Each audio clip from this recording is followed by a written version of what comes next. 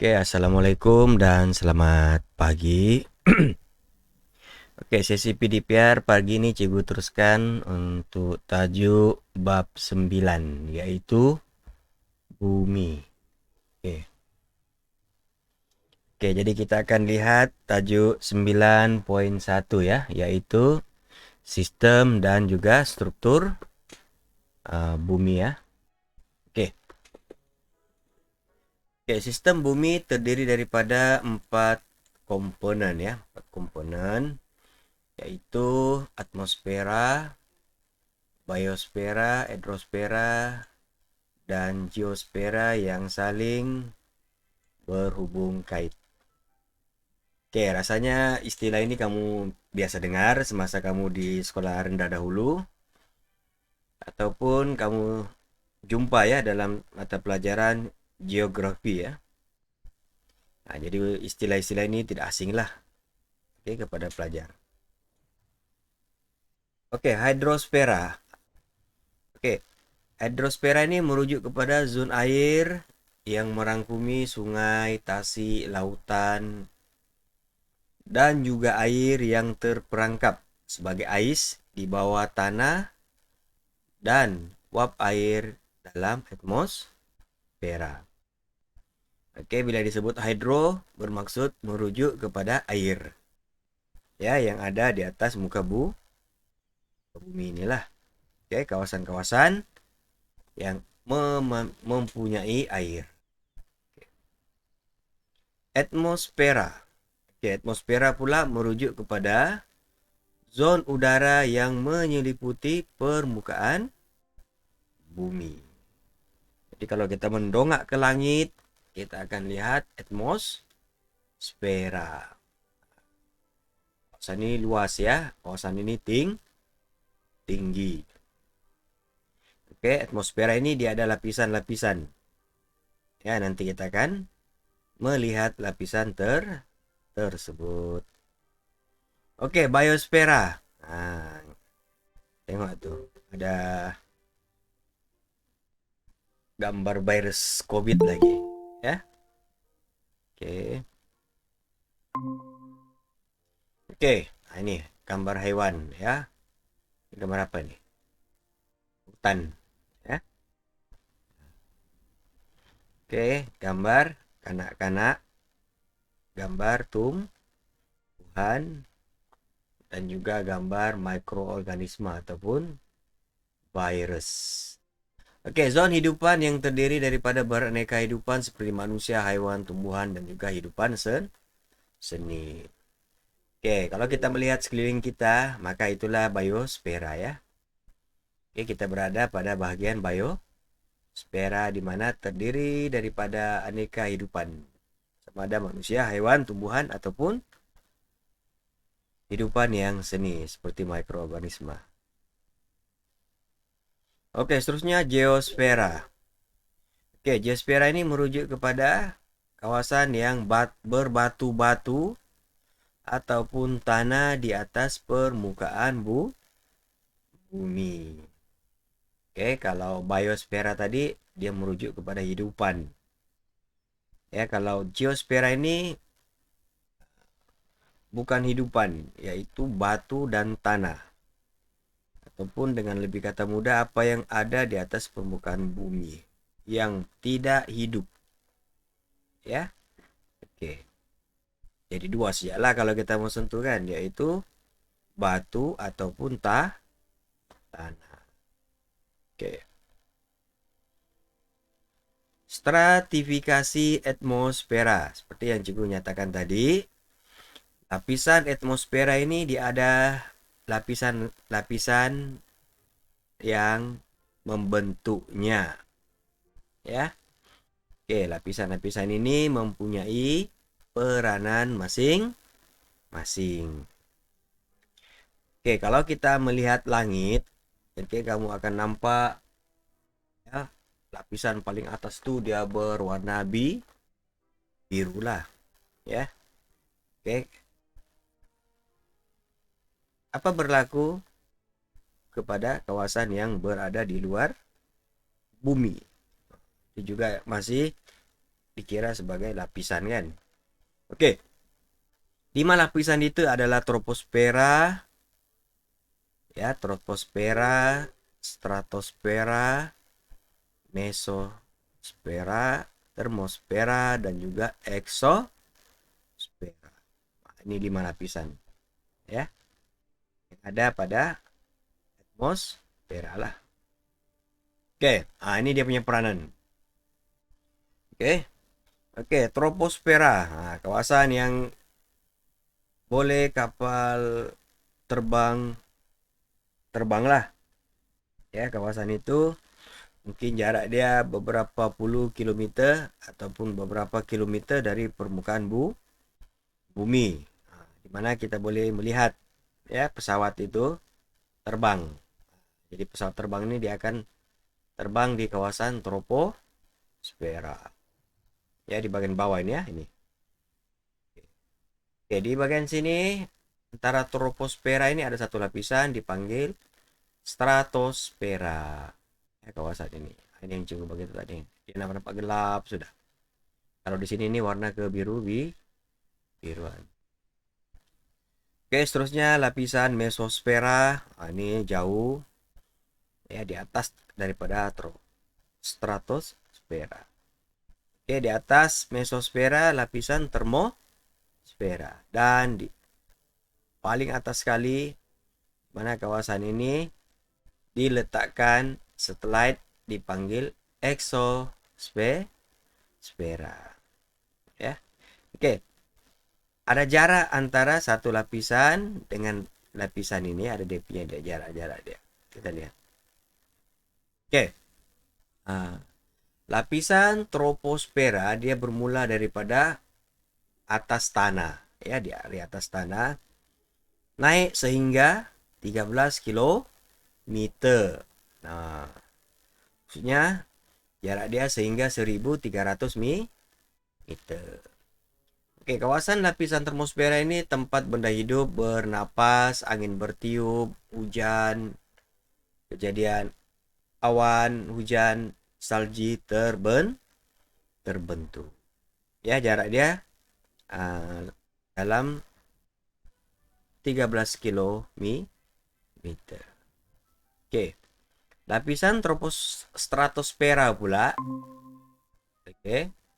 Dia punya jarak 13 hingga 50 kilometer. Ya, lapisan ini adalah sesuai dan stabil untuk penerbangan kapal terbang. Jadi kalau kamu nampak ada kapal terbang di atas tuh kan, itu bermaksud jarak dia itu 13 hingga 50 kilo. Oke, pada kawasan ini terdapat satu lapisan yang dikenali sebagai lapisan ozon.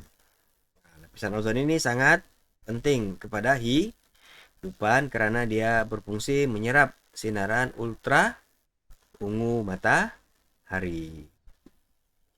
Oke, kita pernah dengar masalah penipisan lapisan ozon berlaku apabila bahan klorofluorokarbon dihasilkan daripada racun serangga atau putih sejuk ataupun ekon telah menguraikan, ya, molekul ozon ini, dan akhirnya terbentuk kebocoran ataupun penipisan. Apa berlaku kalau kita terkena sinaran ultra ungu daripada matahari ini?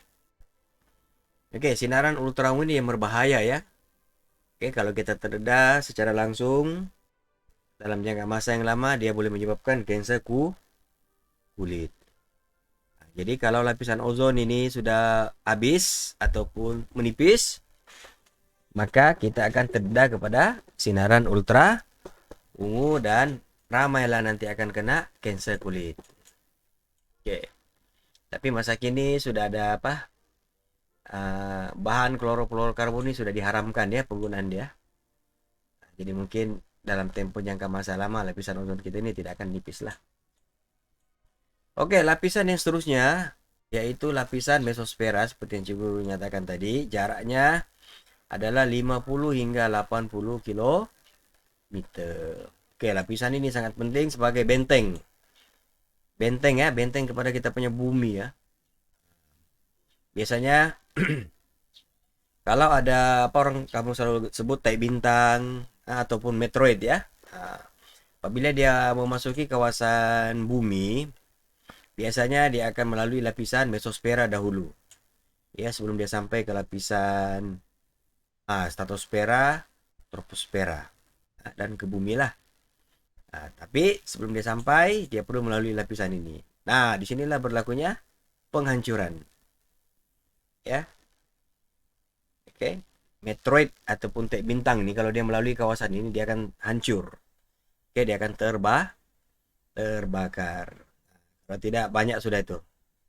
Ya, mungkin hari-hari kita akan nampak tai bintang yang jatuh tembus sampai ke kawasan darat bumi. Tapi oleh karena ada lapisan ini, dia akan terbakar di sana ataupun hancur di sana nih.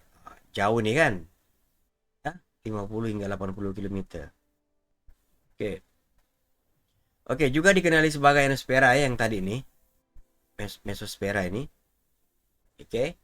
Ianya juga dikenali sebagai ionosfera karena lapisan ini mempunyai ion-ion yang dapat memantulkan gelombang-gelombang radio. Oke, aurora. Aurora ini satu fenomena ya, yaitu jalur-jalur cahaya yang berwarna-warni hasil daripada tindakan zara-zara bercas dengan medan magnet bumi dan gas atmosfera berlaku di sini.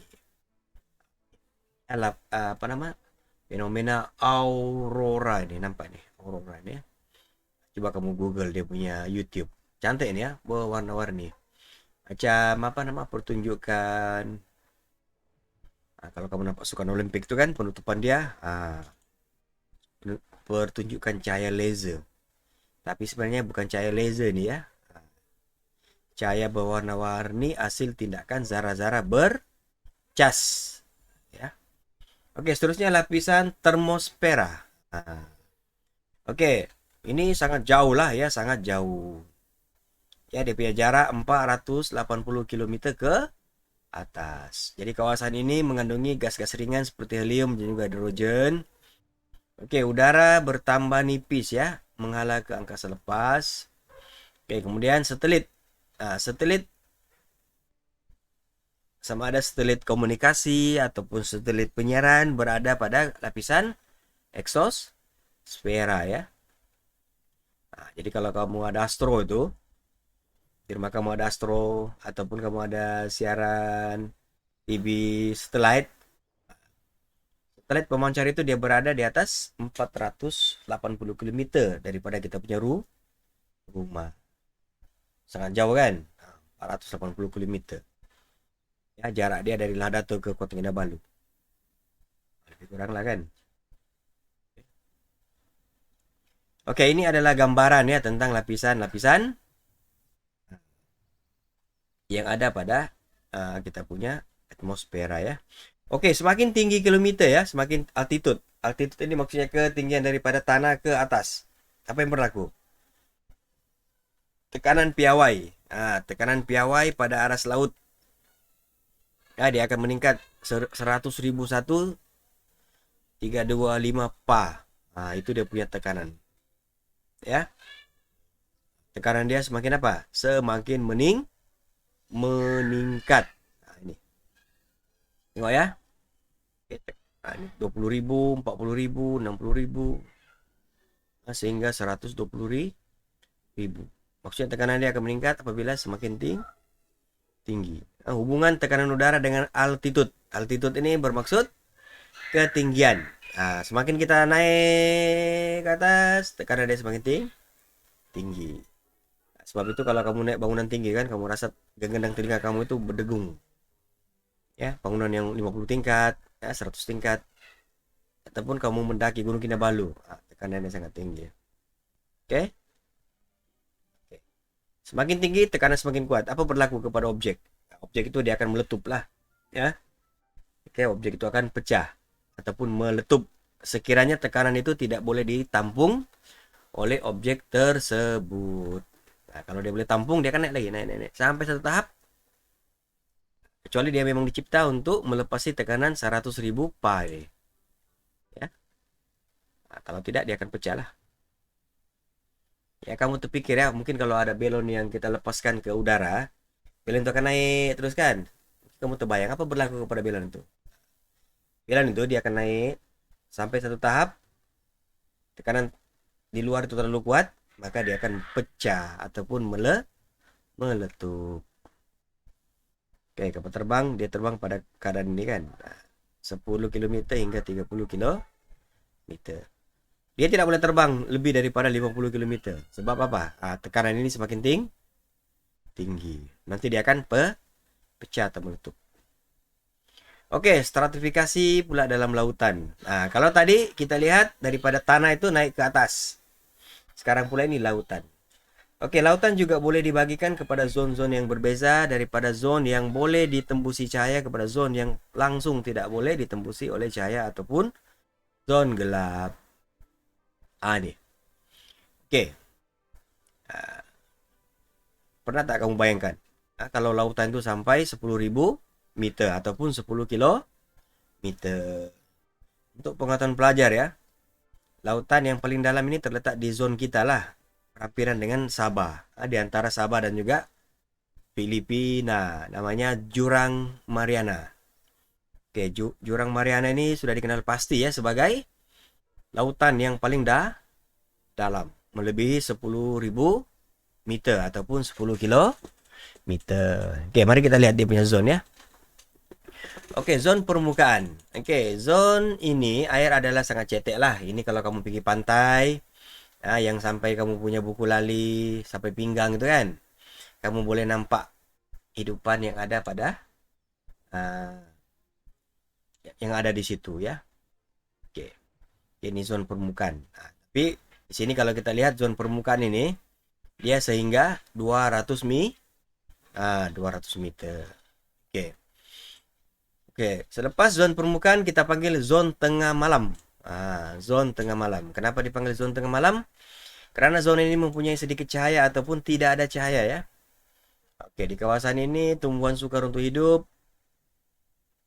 Tetapi tahap kedalaman ini menjadi habitat untuk hewan laut yang besar, misalnya sotong raksasa ataupun pelbagai spesies ikan paus.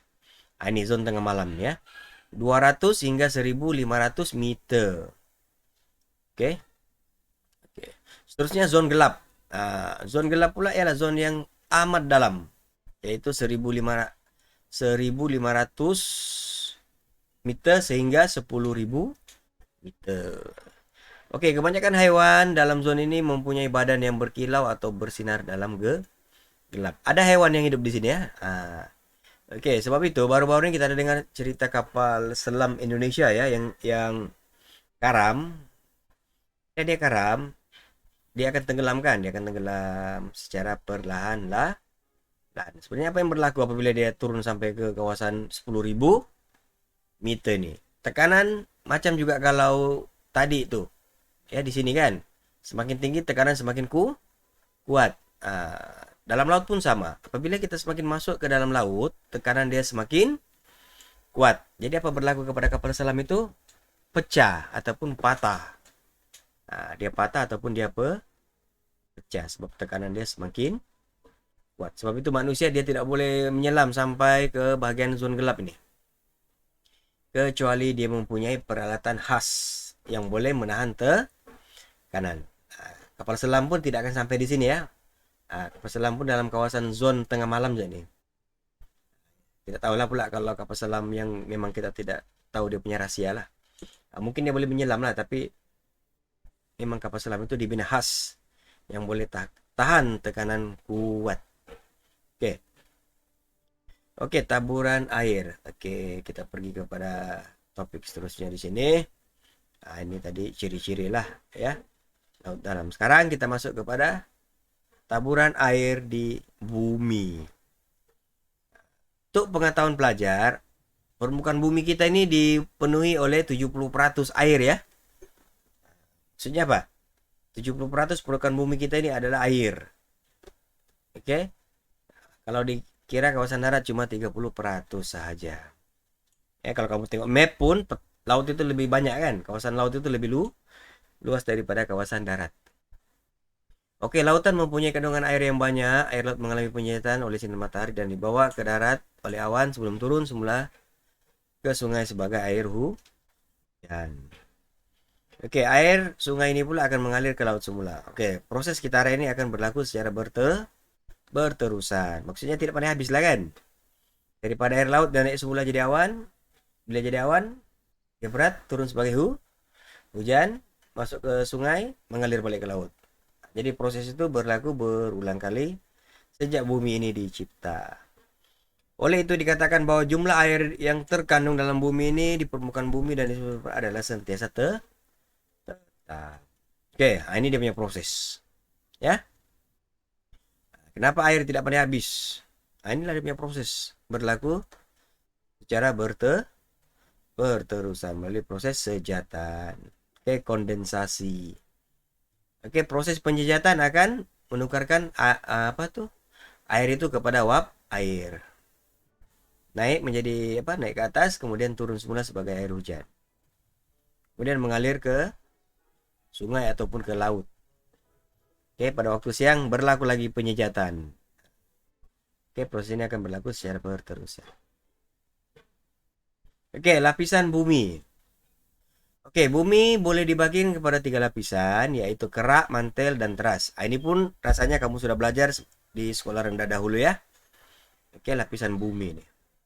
Oke, lapisan mantel terdiri daripada komponen litosfera, asthenosfera, dan juga mesosfera. Oke, litosfera pula meliputi kerak dan bagian atas mantel. Nah, ini lebih jelas ya. Jadi manusia berada di mana? Pada kerak bumi ya, di atas permukaan di sini kita. Kita berada di sinilah. Ya, kerak. Oke, di bagian dalam itu ada mantel, teras luar dan juga teras dalam. Jadi kamu tentu tahu ya, teras dalam ini keadaan dia sangat panas. Oke, sangat panas. Sehingga batu-batu ataupun bahan yang berada di dalam teras dalam ini berada dalam keadaan cecair. Jadi coba bayangkan. Rupanya kita ini rupanya selama ini kita duduk di bawah apa? Kita ini sebenarnya berada duduk ataupun tinggal berada di atas macam ibarat sebagai dapur. Ya, kamu duduk ini di atas dapur. Ya, yang sangat panas. Apa bukti dia? Kejadian gunung berapi ataupun pancutan air panas. Kalau kita ditanya, mana bukti cikgu bahwa kita ini duduk di kawasan yang sangat panas, yaitu kawasan teras dalam. Nah, bukti dia itulah kejadian letusan gunung berapi. Kejadian pancutan air panas. Nah, dari mana itu? Daripada teras dalam yang mana dia tembus, ya.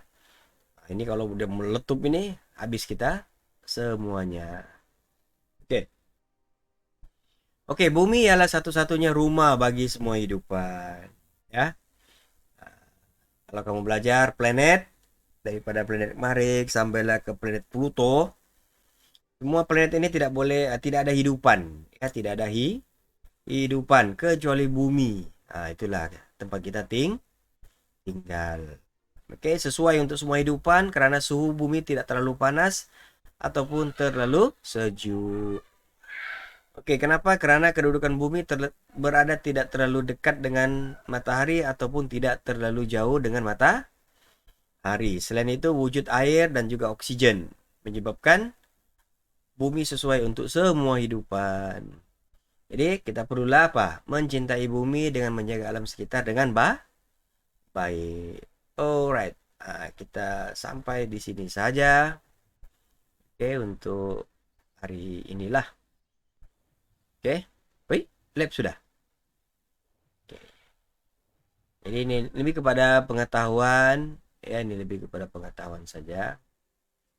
Oke, kita tengok buku teks. Nah, ini. Kalau kamu ada buku teks kah di rumah? Ini ya? Tidak. Oke, kalau buku teks inilah ya. Semua slide cikgu itu daripada buku teks lah. Oke, ini. Ya, daripada buku teks, apa yang cikgu terangkan tadi semua daripada buku teks ya, nih lautan ini semua, oke, campuran, oke, lapisan bumi, oke, nih, oke, bumi adalah satu-satunya rumah bagi semua hidupan. Jadi ini adalah planet-planet yang ada di luar bumi lah ya, Marikh, Zuhal, Mustari, Neptune, Uranus.